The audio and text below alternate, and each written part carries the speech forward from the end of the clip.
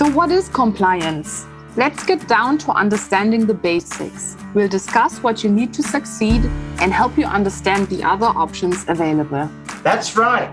We'll also discuss standard laws and changes to the laws to better understand the framework, the do's and don'ts and circumstances when you need to appeal. Let's get started. Welcome to our workshop session today, a series on wastewater compliance in the Philippines.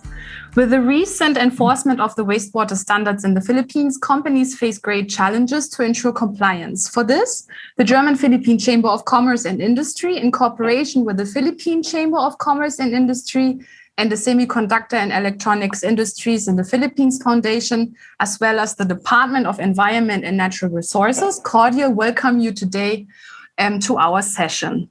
This webinar series is in line with the export program of the German Federal Ministry of Environment, Nature Conservation and Nuclear Safety. It aims to address the compliance of Philippine small and medium enterprises and hopefully provides you an industry update from renowned Philippine and German speakers, relevant information on the Philippine wastewater policies, regulation and updates, and also get to know different wastewater technologies and treatment systems. Our agenda begins in the first half with a short opening of Director Leviste. He's the Director, Environment and Climate Change at the Philippine Chamber of Commerce and Industry. And then we proceed with an EMB proposed effluent standards overview by Engineer Nicanor Mendoza, OIC of the Water Quality Management Section of the Department of Environment and Natural Resources. And then we do a short question and answer session. And then we have the second part with our experts for today. Engineer Joma Lim, President of LCI NV Corporation, and Dr. Jürgen Wummel, Managing Director of Sachsenwasser from Germany.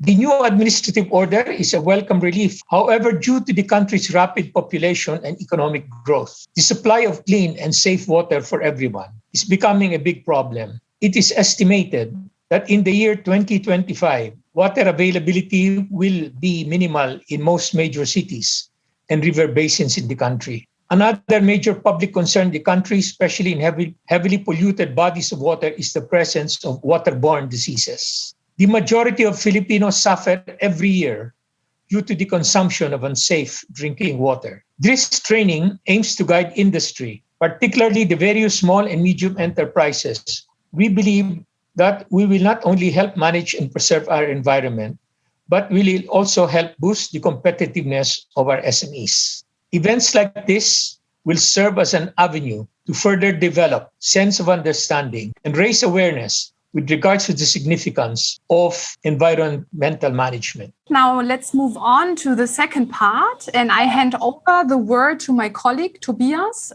Petersen, Director for Dual Training and Education at the German-Philippine Chamber of Commerce. For the next part, I'd like to introduce to you Engineer Joma Lim of LCI NY Corporation, and him talking about understanding the general effluent standards. Furthermore, Engineer Lim was consultant for the Environmental Management Bureau's industry-specific effluent standards for the restaurant sector. So without further ado, Engineer Joma Lim, it's so great to have you here.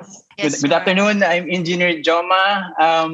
For this session, I'll be probably introducing some aspects of the general effluent standard. This is just a review of what Engineer Nick Mendoza already presented. So we have the Clean Water Act. This is the 9475, the Republic Act 9275, sorry. And it came out 2004. And then after a year, the administrative order or implementing rules and regulations supporting the RA went out. That's 205-10. From 205 until 2016, what we are actually using is the DN, if you're familiar with DAO 34 and 35. Those are the two administrative orders that we have been using before 2016. Come 2016, after the 2016, sometime May 2016, when the DNR Administrative Order 16-08 was signed. This is already the general effluent standard of 2016. No? So it actually replaced the Dow 34 and 35. So now we are looking at one Dow already, including the water quality guidelines and the general effluent standard. It's very important to get hold of a copy of the Dow 2016-08. Now, it's just a 25 pages document, and it's very good to review all and be familiarized with all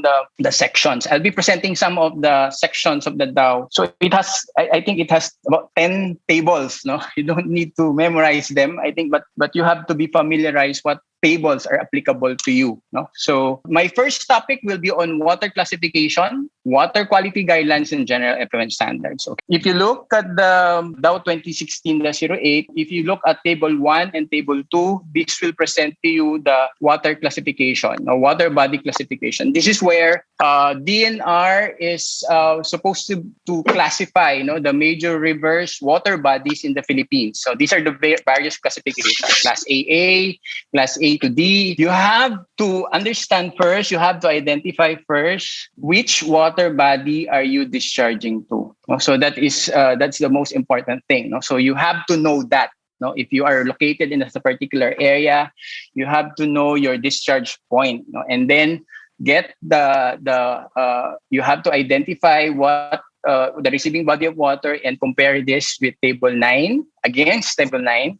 And if you find out that you are discharging to a Pasig River, for example, which is class C, then you have to refer to this particular table, column C, for the water body effluent standard. Meaning if you are discharging to Pasig River, your BOD limit is 50, your chloride limit is 450, your color limit is 100. So this is how you use the general effluent standard. So first things first, you have to know the classification of your discharge point. So you have to, if you don't know, then you can ask EMB, and ask, what is the classification of the water body that I am discharging to? Sometimes you are discharging to a drainage, and that drainage leads to a creek, and that creek is not yet classified, but eventually that creek will go to a classified water body, that will take care of the classification of your classification. For example, you are discharging to Creek A, for example, and then you ask the EMB, what's the classification of Creek A? They will say, no, it's not yet classified, but this Creek A goes to river Pasig River, for example, which is classified as class C. Then your prevailing effluent guidelines will be using this table, looking at table or column C, for the water body classification.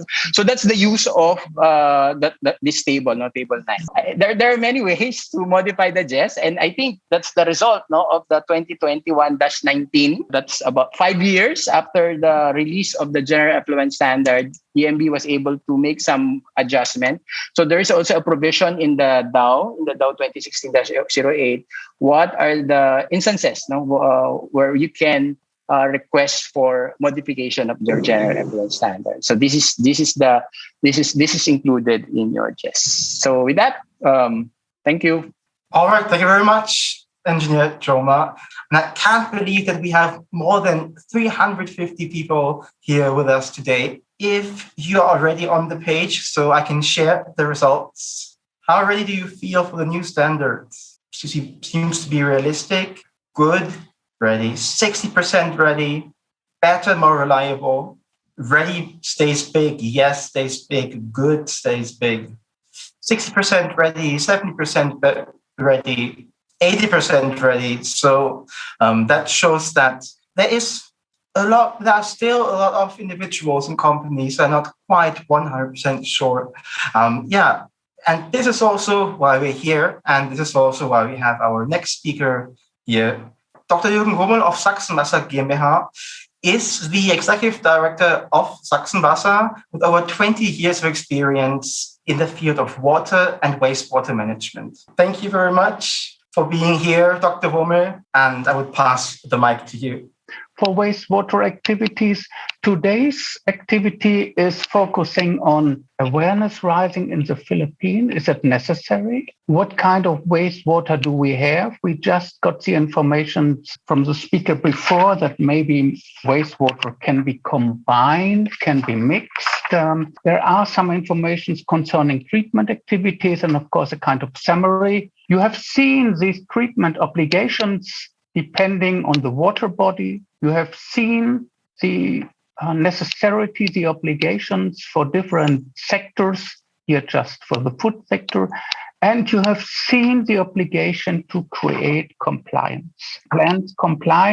plans saying we have to do something. All this is written down on papers, in regulations, in orders. There are screens and quite often oil and grease removal tanks necessary, because in many industrialized countries, this preliminary treatment is a minimum level of pre-application treatment required for wastewater irrigation. It may be considered as a sufficient treatment if the wastewater is used to irrigate crops that are not consumed by humans or to irrigate vineyards and things like that.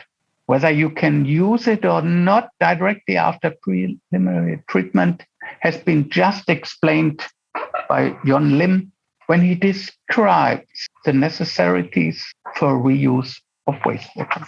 Primary treatment, of course, everywhere in the world, and of course, in the Philippines. Thank you very much.